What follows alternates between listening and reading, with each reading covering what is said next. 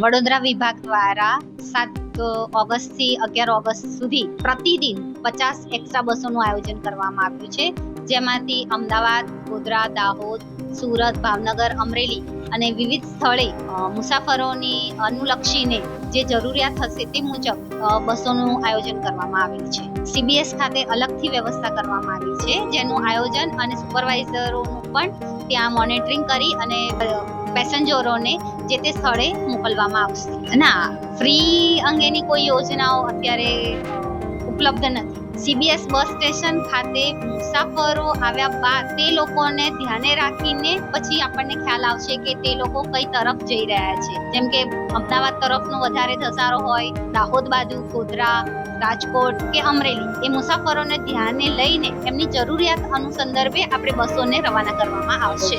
સતત 24 કલાક આ બસોનું સંચાલન કરવામાં આવે છે અને સુપરવાઇઝર સ્ટાફ પણ 24 કલાક ત્યાં CBS ખાતે ઉપલબ્ધ હશે.